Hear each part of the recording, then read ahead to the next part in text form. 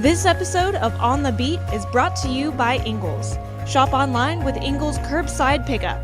New curbside stores opening every week. Please welcome Mike Griffith. Well, hey everybody, Mike Griffith here. Hope you're having a great week, and football season is already here, sort of, right? Because they begin practice on Thursday. You're watching On the Beat. It's brought to you by Ingles each Monday night, just a few days away as we tape this show. And I can't wait, right? I can't wait because now we can write about real football stuff, not just talk, not just speculation, not polls, not metrics, not speeding tickets, not citations, not off the field distractions, but real football. They're going to take the field Thursday. Kirby Smart. Can you believe it's Kirby's 9th year? Is that right? 16, 17, 18, 19, 20, 1, 2, 3, 24. That's right. Kirby Smart's 9th year as the Georgia head coach. He's the second longest tenured coach in the SEC. Bonus points if you can tell me who's number one off the top of your head. Georgia plays in this year. And I think he's got as good a team as he's ever had. And does that not say a lot, considering that just a few years ago, they had 15 guys drafted off the 2021 national championship team, which I still believe is one of the top 5 college football teams of the post-BCS 1998 forward era. I know they lost the game to Alabama. I'm well aware of that. I was there for that SEC title game. Bryce Young played out of his mind. Stetson Bennett did not play well. But that defense also had some dudes that were dealing with the flu. I know, sounds like an excuse. But when Georgia was at their best, 6.8 points per game in the regular season was the best of any college football defense going back to 1986 Oklahoma. It was the real deal. Pretty sure there were 7 first-round picks on that defense. Those guys were lights out. Now, what about 2024? Why do I think they're better in 2024 than 2023? Well, a lot of guys grew up, namely Carson Beck. I want to go through a list, and I like doing these lists. It's just a different way to organize and introduce thoughts and concepts. Highest expectations on offense. The highest expectation that I have on offense is for Carson Beck and Dominic Lovett.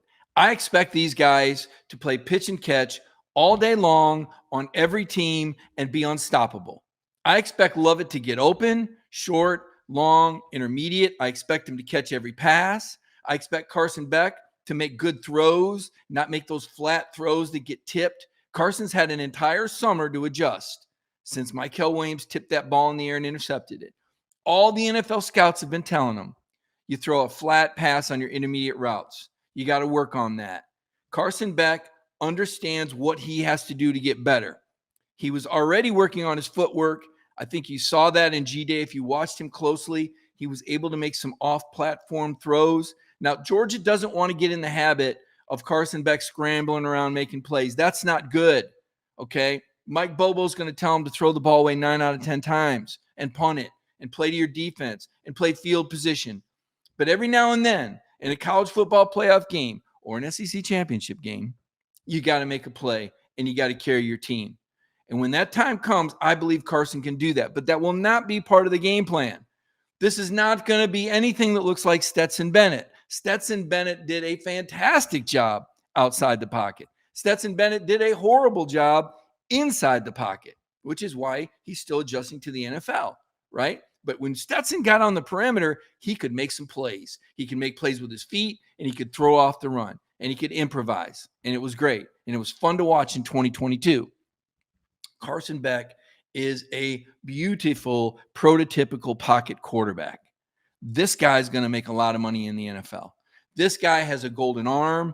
This guy has a microchip brain. He can process information. Carson is going to benefit so much from this coach radio helmet technology, probably as much as any player in college football, because this is what he does. He processes. And then he has that golden arm to make all the throws. Like I said, had to adjust those intermediate throws, came out a little flat, but for a guy like Carson, that's nothing. He'll be able to adjust. So I expect Carson Beck and Dominic Lovett to be automatic. I expect these guys could play catch in the dark and find each other. My highest expectation on offense is the Beck to Lovett connection. I'm not saying Lovett is necessarily going to go for 1,000 yards. He could, though. He very well could. But I think he's going to be Carson's go-to guy on the third down throws. Most expectations on defense. How could it not be Malachi Starks and Mykel Williams? Mykel Williams is so good. We didn't even realize that he took more snaps at tackle last year than he did defensive end. The way Georgia moved Mykel around was impressive. Now, remember, last year he had an injury in fall camp and he never really caught up. We never really got to see the beast come out of Mykel Williams until G-Day when he dominated. And we said, holy cow. Now we see why he was being compared to Trayvon Walker, the former number 1 overall pick. This guy's a monster. 6'4", 265. He's got the power to play inside. He's got the speed to beat you off the edge. And he's got the skills to play defensive end and take on blockers and get containment. Mykel Williams is a top 5 NFL draft pick if he stays healthy and performs up to par. I can't wait to see what he does and how Glenn Schumann moves him around this year, because he's going to create all sorts of problems from the jump. So high expectations for Mykel Williams and Malachi Starks. It's year 3 for Malachi. Malachi is a really gifted athlete. Now, I will tell you, I did have a scout tell me that they believe Malachi is overrated. Now, that is very interesting to me because I've seen him make a lot of plays. He did have offseason shoulder surgery, and we're going to have to wait and see how Malachi Starks adjusts to that offseason shoulder surgery. He said he's trying to get confidence in it. He's going to find out in fall camp. There's going to be a couple scrimmages, and he's going to know. But I still think because of the experience, because of the talent, the speed, the athleticism, again, another cerebral player, Malachi understands how to read an offense. I have high expectations for Malachi Starks. Most anticipated. Most of you could probably guess who I'm going to say. If you've been watching the On the Beat show, if you've been listening to me on the radio, if you see me up here on Wednesdays on DawgNation Daily with Brandon Adams, you know the guy that I want to see with the ball in his hands is Mr. Etienne, Trevor Etienne. I cannot wait to see how Mike Bobo utilizes him. Now, I don't think we're going to see a lot in that fall camp because they don't really let the media watch a whole bunch. And then in those scrimmages, when they let boosters in and McGill Society, I don't think they're going to show them a lot either. I don't know when we're going to see Etienne fully emerge. Maybe the Alabama game. I'm not sure what his status is for Clemson, if he plays, how much he plays. Not sure about the game plan. I'm guessing it's going to be a pretty conservative game plan against Clemson. Clemson has a ferocious defense. Folks, do not underestimate Clemson. Like Dabo said during his press conference the other day, they're 4 or 5 fumbles away from an 11-1 season. Now, it's a what-if game, but I'm telling you, Clemson is going to come after back, and that means Bobo is going to get the ball out quickly. So you're going to see a lot of short passes, probably tight end screens, wide receiver screens, power run game, stay ahead of the chains, field position football. I don't expect a high-scoring game against Clemson. I expect a field position game. I don't think it's going to be 10-3 like the last time. I think it's probably going to be more like 24, 27, 14, 17, something like that. Mr. Etienne, however, will touch the ball, and I do expect him to break one against Clemson should he play in that game. Remember, he was one of the players with an off-field incident and could face a pending suspension. Doesn't have to be the first game necessarily, but it could be. You just never know what Kirby's going to do. And then the other guy, Nate Frazier. Nate Frazier, the talented 5-star running back out of Southern California. Right? I mean, this guy's got juice. This guy can catch the ball downfield. I believe he's run a 10.5, 100 meters. I think Nate Frazier is the backup to Etienne in that, I don't want to call it a scat back role, maybe a speed back role. So those are the 2 most anticipated players. X factor players that I can't wait to see. Ben Urasek, this transfer tight end from Stanford is intriguing to me. You've already got Oscar Delp and Lawson Lucky that can make plays for you. Where does Urasek fit in? I've seen him projected as the number 3 tight end in the upcoming NFL draft. Now, that was at Stanford, and that was before he had off-season surgery. So how far along will Urasek be? How valuable will he be? Will this guy look anything like Brock Bowers? He's coming in to play the Brock Bowers move tight end role. I'm not saying he won't block, but you're probably going to see him lined up in the slot as they try to create some mismatches. I'm intrigued. I want to see if this Stanford transfer can come in and pick up the offense and play right away. That would be fascinating. Colby Young, the transfer from Miami, the tall, lanky wide receiver. We know he can jump up and get the jump ball in the end zone. We know that. But now with Ra Thomas likely gone, certainly suspended right now, you've read the news. He had the off-field alleged incident that led to the indefinite suspension. I think the X could be Colby Young, Dylan Bell. How many snaps can Colby Young play? He's long and lanky. Can he play physical enough?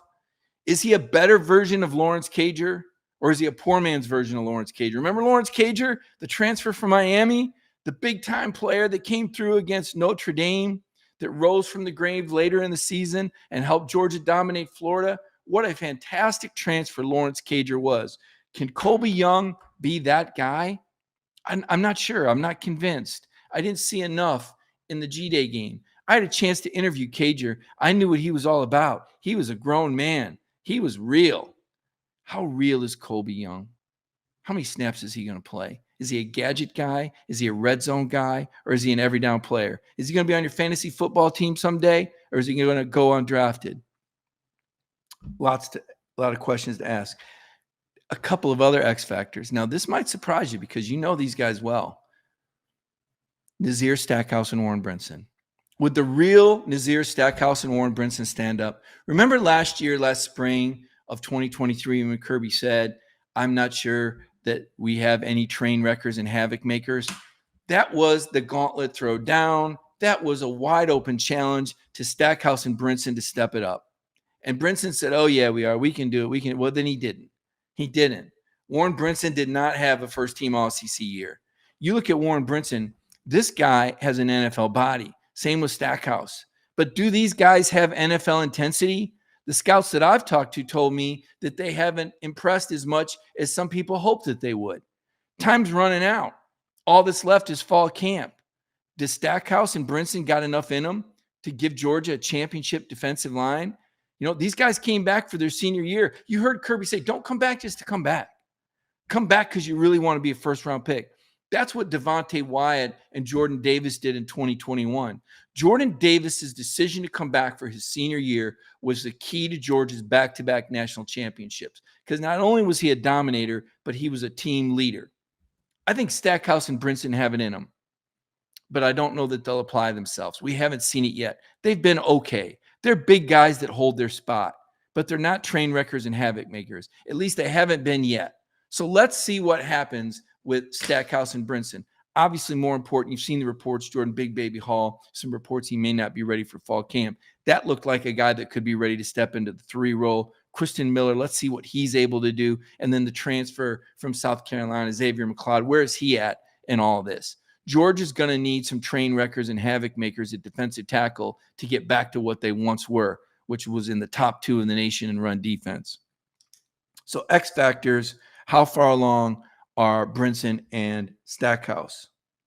Some players we take for granted. We should talk more about these guys. But you know what? Tate Ratledge talks plenty about himself on his podcast with the Classic City Collective. I love me some Tate Ratledge. He's funny. He's colorful. He's talented. He's going to be an NFL veteran. He's going to be the new Jason Kelsey. Everybody's going to love Tate Ratledge. The guy is rock and roll and lots of fun and probably one of the best offensive guards in college football. Dylan Fairchild, too. Remember Dylan? This is the guy that could probably pin anybody on the team in under a minute. You talk about a tough guy. You talk about an ornery guy. Get you some Dylan Fairchild. And Michael Morris is right there ready to go. Powerful player. Georgia's interior line, Jared Wilson, the center, this interior line from guard to guard, probably the best in the country. And we just take it for granted. Any other program, these guys would be on billboards, right? But at Georgia, they're just more All-Americans, just more NFL players. But to me, they're the best interior offensive line in the nation. We take them for granted. Defensive guys we take for granted? Maybe we shouldn't. Not nearly as proven as that interior offensive line. But, hey, C.J. Allen, Raylan Wilson, Jalen Walker, we just assume they're going to be good because Georgia linebackers are always good till they're not. Remember last year, Raylan blew that coverage and Alabama scored on a 1st and 20 from the 28. Okay. Remember how Kirby Smart said in the spring that they still look like freshmen? Was that a challenge? It sure was. I think C.J. Allen's going to step up and take it. I do. I'm expecting big things from this guy. I think Sage Allen could be an All-American, and Raylan Wilson is athletic as can be. I think he's going to step up and have a great season. And Jalen Walker is one of a kind. You want to talk about a hybrid guy that can play any position at linebacker or step up to the edge. I love what this guy brings. I love the intensity. I love the coach speak and the mindset. I think these players are outstanding. I think Georgia has a great roster. All that said, we need player accountability within the ranks. You've seen some headlines. Everybody's read about Georgia's off-season traffic citations, reckless drivings. The Ra Thomas case now has put some national columnists over the edge. Kirby Smart, they say, has lost control, which is ridiculous. All right. Kirby Smart does not oversee these players in the offseason. He doesn't see them every day. That's part of the reason all this stuff happens. In season, I don't think you're going to see a lot. They went about 6 months last year between player off-season traffic citations. I would expect that you'll see another 5 or 6 months. Right now, a lot's made of it. I don't want to say it's a lot about nothing, because I know that Georgia takes it seriously, but I know that Georgia's finding players and taking money, NIL collective money out of their pockets. I think the message is going to be sent this fall. I think the start of fall camp is going to be even more brutal than usual, because Kirby Smart is not going to tolerate. This is his school. It matters. He's not going anywhere. He takes ownership. His family takes ownership. There's going to be as much discipline as possible while still being fair. I know some people say, well, you just need to throw the next guy off the team. And you can't do that. You can't make an example out of it. That's not fair. It's not how it works. It's got to be on a case-by-case basis. I know some Georgia fans are frustrated. I know the message boards have lit up. But you know what? In a week, nobody's going to be talking about it. So I tell people, get over it, because I know that Kirby's going to deal with it, and I know Josh Brooks is going to deal with it. I know the penalties are going to go up across the board, right?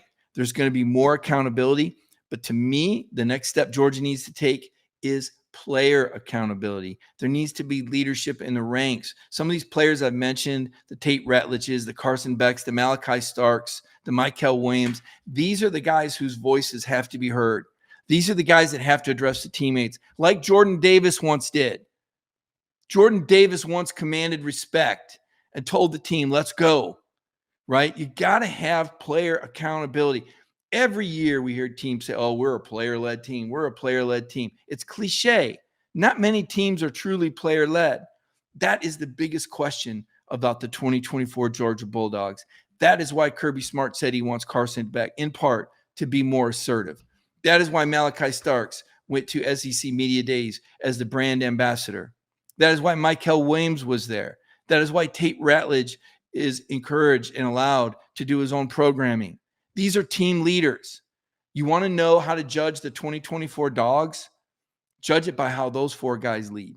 In my opinion, player accountability is key. Kirby can put in the rules. Josh Brooks can put in the rules. But ultimately, it's up to these players to hold themselves and one another accountable. That'll do it for the first segment. When we come back, Dave Hooker from Off the Hook Sports is going to join us, and I'm going to get some outside perspective on Dave. Some of the things I mentioned to you, I want to hear what Dave says about what people think about Georgia football and what Dave gleaned from the SEC Media Days. He was there in Dallas, Texas as well. I want to get some of his picks for some players and teams that we need to watch. You're watching the On the Beat show brought to you by Ingles, and now a message from our sponsors at Ingles. Did you know Ingles only sells USDA choice and prime cuts of meat? Maybe it's time to reward yourself. Our butchers cut all our meat fresh in the store every day. Grass-fed, organic, you name it. Not only that, we'll even cut it to order just the way you like it. And we grind meat fresh in the store multiple times a day. It's all in the bag. That's the best meat in town for the best folks in town. Ingles, low prices, love the savings. Welcome back to the program, and as promised, Dave Hooker joins us. Dave from Off the Hook Sports, fantastic show on YouTube channel. You can also follow Dave at the Dave Hooker on Twitter. A lot of hot takes, maybe a little controversial from time to time, but that's all right. Controversy to me, Dave, just means saying what's on your mind. Thanks for joining us today. I appreciate it. I feel the same way. I think that you and I both are genuine in our takes, and I think that differentiates us from maybe some other people out there on a national level that just like to shake things up for the sake of shaking things up. I can tell you that you and I, since we've known each other, we may be wrong, but we believed what we were wrong about. For over 20 years, Dave and I have known one another, used to work together, and we had some incredible times, good times, crazy times. And, Dave, crazy times. We talked a little bit earlier today, and this off the field stuff with Kirby Smart. And I know perception can overtake reality, and you're kind of out there looking at it from 10,000 feet. You were there at Media Days. You heard the Georgia presentation. You've had guests on your show that talk about Georgia as the team to beat. Kind of give me the 10,000 foot view of Georgia right now. If I said to somebody, hey, tell me about Georgia football, how would the conversation start? I think the first thing they would say is that's the dominant program right now in college football. And that's the first thing. But a fairly close second might well be the fact that they've had off the field problems. And in particular, they've had issues with motor vehicles. So I think that's a real concern for Kirby Smart. Now, I like the fact that what he came out and said at the SEC Media Days, their collectives are going to find some people. I think that's a fantastic idea. But there's a part of me that can empathize with what Kirby Smart's going through, because he's at one of these programs that has a lot of NIL money and guys that are going to warrant that sort of money. So I can tell you, when I was 19, I would probably get a Lamborghini if $10 million suddenly fell into my pocket. So I'm surprised we're hearing a lot about this, Mike, with just Georgia. I'm really a little bit surprised we're not hearing about this in many, many more schools, because I can tell you it's happening at other schools. Maybe police are looking the other way in other markets. I don't know. But listen, you're 19 years old and not the brightest individual. You get the fastest car you can and you drive fast around in it. That's what I did. Yeah, no doubt. Young men and fast cars is a lethal mix. Kirby pointed out some of these guys, I think 10% of these guys didn't even have a driver's license when they showed up. And now they're behind the wheel of a 600 horsepower car and a ready-made track on the bypass that goes around Athens. There's not even enough traffic to slow them down. Maybe it happened in Knoxville if there wasn't so much traffic. I don't think you can go more than 20 feet without hitting an orange cone or another car. But certainly around here, some of these guys traveling back and forth to Atlanta trying to make time.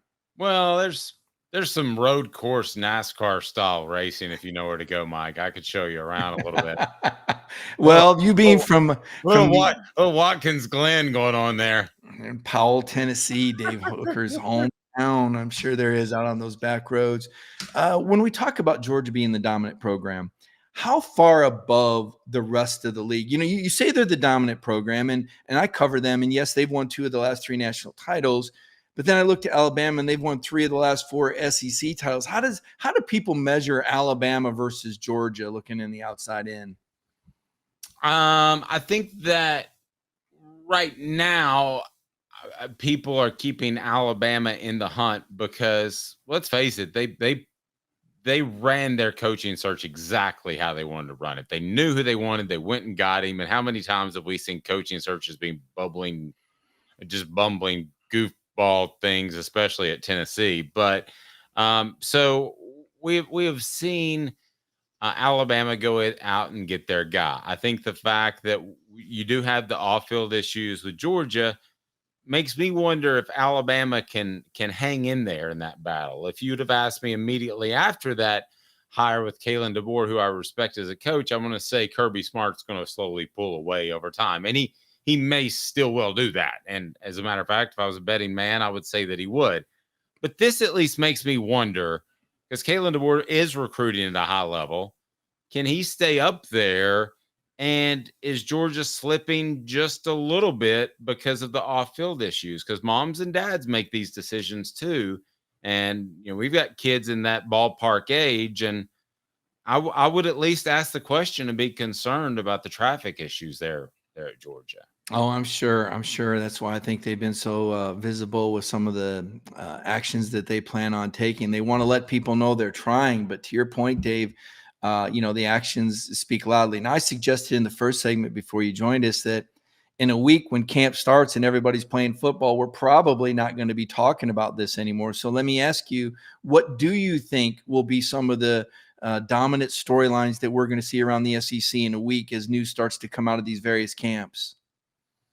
Well, First of all, we're going to hear about how everybody just had an incredible offseason. Everything went great. And this is my favorite team ever. And those sorts of things, unless you're rebuilding a team. And then it's, boy, got a long ways to go. Didn't realize the SEC teams could slough off this far. Storylines, I want to see Kalen DeBoer at Alabama. Because, again, I think that's the perfect hire. But he's replacing the perfect coach. Who was the guy who was the most successful coach, one of the most successful in all of sports. So, Caleb, I think that Kalen DeBoer will do a good job. I'm not sure if he'll do a great job. I wonder if Kirby Smart has that Nick Saban type of longevity. Most people don't. And I think the other storyline is, Billy Napier. If I put the over under it, making it to October the 15th, I'd probably take the under right now. So we'll see what Florida is going to do, because that shakes things up. I think they would make a real run at Lane Kiffin, which would be interesting in Ole Miss, but talk about Deion Sanders as well. So I guess those are my top couple storylines. Got one for you. Jamie Chadwell at Liberty wears a visor and was down there in Gainesville, like Steve Spurrier a lot, a guy that from right there in that Tennessee area. Jamie Chadwell, a guy to look at as a potential on-deck SEC coach, like what he did at Liberty as well. Dave, I'd be remiss if I didn't ask the most obvious question, and everybody's talking about Texas and Oklahoma. I thought I was going to throw up Burt Orange when we were in Dallas, all the talk about Texas and how slick Steve Sarkisian is. I call him the John Calipari of college football. How much of an impact do you think the Longhorns and the Sooners are going to make? Well, I think they'll make a significant impact, both on the field, and you would hope with the next television contract that the SEC signs, because I don't think they got the best deal out of this last one. I think the Big Ten did. But I would say that on the field, I think you're talking about Texas as an immediate college football playoff contender. I'm not as high on Oklahoma. I think there was some good fortune last year, and I think it's a pretty difficult schedule this year. But it's still an Oklahoma, a named program. Even if they were an 8-win program, you'd still want them to be a part of your conference. And then they won 10 last year. So not sold on Brent Venables, but this to me is far better than the previous editions of Missouri, Texas A&M, South Carolina, Arkansas. Those were just kind of, I don't know. It just also ran just afterthoughts. But these are two programs that make the SEC better, and that's to me been pretty impressive. Yeah, I agree. Those other schools kind of filler programs. You mentioned a couple of these schools, so I think from what I'm hearing from you, and based on the majority, we think Alabama, Texas, and Georgia at the top. So let me ask you about LSU, Missouri, Ole Miss, and Texas A&M. If I were going to ask you to rank those four teams, Ole Miss, Missouri, Texas A&M, and LSU, which one of those would be your dark horse, and who's the pretender in that group? For this year, or just state of the program? This year. I would say Ole Miss is the one that, if they may be the answer to both your questions. If they come together in camp and chemistry-wise, they all like each other, they could be the surprise team in the nation. Maybe not a surprise to you and me, because we know what they brought in via the transfer portal and NIL. But by the same token, if they don't get along, they could completely implode. Mm-hmm. Long term, I like A&M and what they've done with that coaching staff. I wonder if Brian Kelly still gets it, or if he's completely gotten it at LSU. The fact that he just has to lock down those borders. He doesn't worry about it. He recently took a 3-star cornerback from Nevada. I mean, there are better guys in the state of Louisiana. So I guess of all those teams, I'm going to take the easy way out and say Ole Miss, I think, is the answer to both of those questions. It could blow up or it could go extremely well. Yeah, no doubt. High ceiling, low floor. Great answer. I feel kind of guilty here. I mean, I've mentioned 7 teams and I haven't talked about Tennessee. And I think so much of Josh Heupel.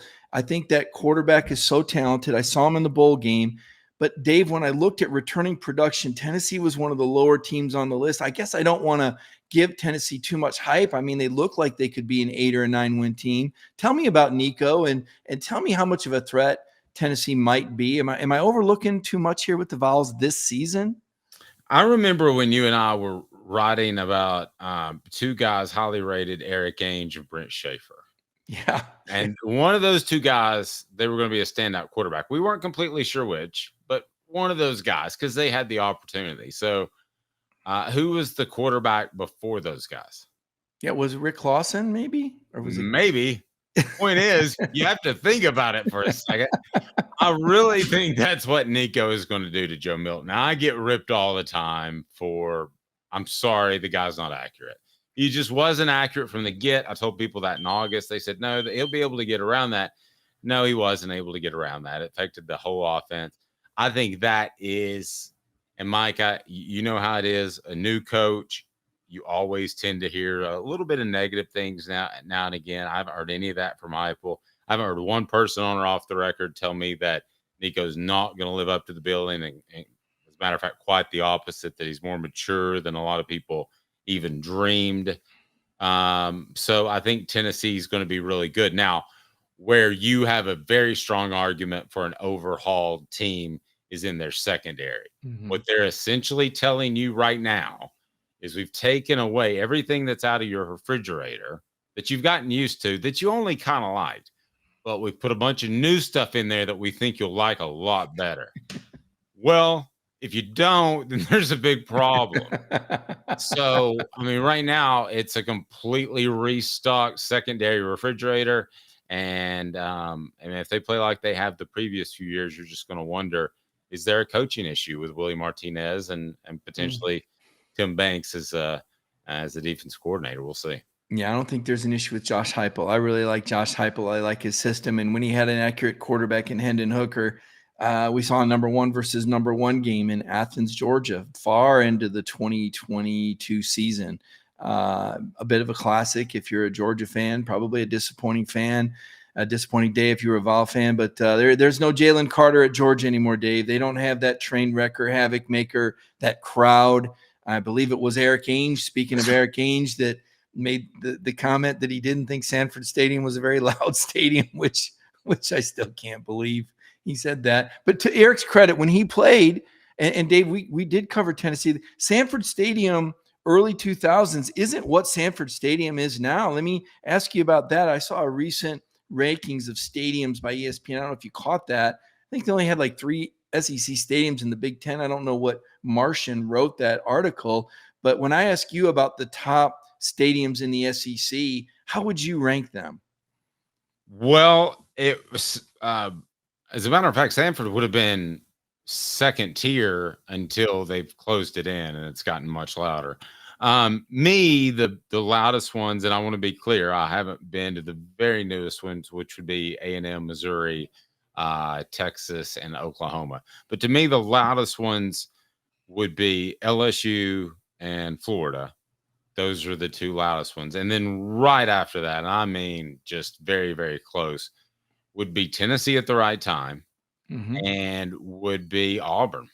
I remember going to Auburn the first time and thinking, this isn't going to be half as good as the other schools I've been to, and just being blown away. And I still have a lot of respect for what they bring to a stadium. If you haven't seen a game there, you need to do it. I know you have, but man, that's a good place. But there's something about LSU at night, and there's something about Florida at 3:30 when, if the writers are tired, then the players are tired. I agree about the Swamp. And the people that watch me know that every now and then I like to talk about the Georgia-Florida game. And listen, it's going to be in Jacksonville once they build this $1.2 billion stadium. It's an economical phenomenon. There's going to be luxury suites. There's financial incentives. And now with NIL, this is a big deal. But what have Georgia fans missed out on by not having this be a home and home? Or are you a proponent for this Jacksonville NFL Stadium game? Are you good with that? How would you feel about that if you were a Georgia fan? My understanding has always been your guys in Southeast Georgia that have a lot of money, they like that game down there. So what's the definition of a lot of money? I mean, $100 isn't going to make me keep it down there, but $100 million might. Right. So I guess it just depends on how much money they want to spend to keep it down there. Right now, they're spending plenty enough. It's funny, you never talk about that being a home and home. I prefer it as a fan, but it's my understanding that they're spending so much, it's not even close to happening. Yeah. And, the Jacksonville Stadium is going to go under renovation. Now, we know it's going to be in Jacksonville the next 2 years, but then when the Jaguar Stadium goes under renovation, there's a 2-year window where they got to kind of figure out what to do. And there was some speculation that maybe they'd go home and give Kirby a chance to do a curb stomp and repay Steve Spurrier for putting 50 on the Dogs back in the 90s between the hedges. But it looks like Atlanta and Orlando are going to get those games now, largely because of financial incentives. So we've talked about some of the top teams in the league. We've talked about Kalen DeBoer, Kirby Smart. Now we've got a pretty good insight into Tennessee. What do you expect on the national scene? When we look at this 12-team playoff, who are going to be the other 3 conference champions or 4 conference champions that get those automatic bids and those buys? I think that it's going to be a strong year for the SEC that I thought was a little bit down last year. And I say that because it feels like they're trying to push Ryan Day out the door at Ohio State. They're hiring head coaches to be his coordinators. That doesn't make any sense. They're releasing the numbers they're putting out on NIL. That puts more pressure on him. They're spending $20 million a year. And then at Michigan, I'm sorry, they may have hired the perfect replacement for Jim Harbaugh, but I believe that when I see it. I've seen that too many times go south, and he also seems to be a bit of a player's coach. I'm not sold on the ACC yet, despite the season that Florida State had last year, Clemson as well. So I think this is the year of the SEC. I think this is the year where the nation's top conference probably makes some other conference affiliations mad because they're going to push to get that 3rd team in the college football playoff at 12 teams. And I think it's going to hold true. I think they'll be able to do that. You mentioned, Dave, the authenticity of our hot takes, even if they sometimes go against the grain. And one of them that I threw out in Dallas was, I don't think Nick Saban's done coaching. Now, what percentage chance would you give to Nick Saban returning to the sideline as a head football coach before he hangs it up for good? Okay, not like I'm John Chavis and I'm coaching middle school because this is fun, right? I'm talking as a head coach of an FBS program. Okay. I love you, but I'm giving that less than 5%. Okay. I can't see it. If you're right, steak dinner on Off the Hook Sports. How about that? That sounds like a deal. And I'm glad. If you jumped in with me, I would have to share some of the credit because you'd say, Mike and I both thought this. Now I get to say, see, Dave, I was right about that one. There's plenty of things I was wrong about that I'm sure you're going to remind me about in the coming months. Dave, I really appreciate you joining the show. I think you do a great job. I enjoy watching and listening to you on Off the Hook Sports. It's on YouTube. And of course, people can follow you at the Dave Hooker on Twitter. Thanks, sir. You got it. Dave Hooker. Coming up next, it's the Hot and Cold segment brought to you by Anytime Heating, Cooling, and Plumbing. Want to make sure your family stays comfortable all year long? Our family of trained comfort specialists are available anytime to service or repair your system. Or it may be time to replace your old units with a new trained HVAC system. We are a locally owned family business, and we carefully select the technicians who we send into your home. At Anytime Heating, Cooling, and Plumbing, we are large enough to handle all of your HVAC and plumbing needs, but small enough to care. Call today to take advantage of our 3-visit annual maintenance plan. Welcome back. Time for the Hot and Cold segment, and let's start with the sizzling hot take that fall practice is here and we're excited. That's a hot take. All right, maybe an obvious hot take, but still hot, is in 90-degree heat, as in eventual shoulder pads and helmets. The Dogs are going to be out there sweating. We're finally going to have some real football talk. Kirby Smart, I believe, will go before the media on Thursday. You're going to want to check that out. Also hot, a couple of former Dogs making comebacks from injury in the NFL. Nick Chubb coming back from knee surgery. You've heard this story before. Running, cutting. Cleveland Browns are hoping that Chubb, who had 4 straight 1,000-yard seasons, can do it again. Now 28 years old, but still Nick Chubb, still a workaholic. And Eric Stokes, maybe one of my favorite underdog stories at Georgia. You know, he was the lowest rated non-kicker recruit in his recruiting class at Georgia, just a 3-star, rose all the way up to become a first-round pick of the Green Bay Packers. Eric dealt with some hamstring issues last year that were a result of calf and foot injuries. So Eric Stokes on the comeback trail, trying to win a starting job with the Green Bay Packers. Also hot, looking into some notes from Malachi Starks. I liked what Malachi Starks had to say about Carson Beck. He said this: I think the thing for Carson is just to step up and be Carson, just be himself. And I think he's starting to realize that. He's starting to get a lot more comfortable with his role of just being that guy, being that voice on the offense and on the whole team. Just him being himself is the biggest thing for him right now. I think he's doing that really well. Another hot take from Malachi Starks over the summer. I think the offense is doing great. They really are. The guys that came in like Trevor Etienne and Colby Young, the transfers that we got, they've stepped up. They've taken a bigger part in the offense. I like to say that we don't rebuild, we reload. And those guys are doing a great job of stepping up and learning. So I'm excited to see what they can do. When we asked Malachi the most underrated offensive player, he did not hesitate. Dylan Bell. He said Dylan Bell is the guy people need to watch out for, the way he works, the way he goes about his business. It's just incredible. Just to be able to compete with a guy like that is huge. So I am excited to see what he does this season. Cold takes, where do we begin? I got the coldest take of them all. And a fan cast. Anybody can blog. I like to say that your pizza delivery guy could be writing some of these stories and you wouldn't know it because the internet is equal acreage. There's actually people out there that are saying that there's a proportion of Georgia fans that want Kirby Smart fired. This is not true. This is false. This concept that Kirby Smart has lost control is ridiculous. Most of these issues are traffic violations. He actually kicked somebody off for a traffic violation. I don't know if anybody's ever done that before. Yes, because of the amount of players with NIL money, there's some faster cars. And yes, there's been some irresponsible behavior. But these things are not happening in season. And I don't know to what degree Kirby Smart has control. Now, you might suggest he could kick people off, but for a traffic violation, it just doesn't seem to make sense. And then the concept that maybe there's Georgia fans that want Kirby fired, that's ridiculous. It's preposterous. And anybody that puts that under their byline is an embarrassment to themselves in the industry because it's simply not true. Just for fun, I Googled these things on Kirby Smart. Do you know that before the 2021 season, there was actually someone that asked Kirk Herbstreit on a teleconference about Kirby Smart's job security? That's preposterous. 17, 18, 19, 20. Georgia started all those seasons in the top 10 and finished all those seasons in the top 10.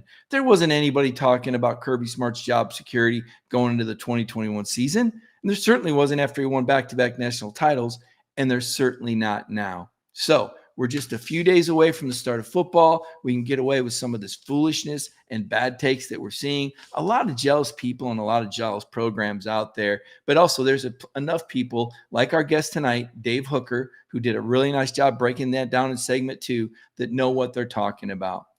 Football season is just around the corner, folks. And you know at DawgNation, we cover it every day. We have Brandon Adams with DawgNation Daily every day at 10 a.m.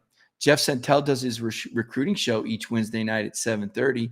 And then you get to see Kaylee Manziel and Connor Riley on Thursday nights with their programming. So stick with us at DawgNation. If you're watching us on the DawgNation YouTube channel, that's awesome. Or DawgNation Facebook. Or you can watch this on your homepage at DawgNation.com. I'm Mike Griffith. You can find me at Twitter at Mike Griffith 32. I'll be coming to you on Brandon Adams' DawgNation Daily Show on Wednesday. I hope you guys have a great rest of the week. Can't wait to get out there and cover the Dogs and write all about it on DawgNation.com. Have a great week, everybody.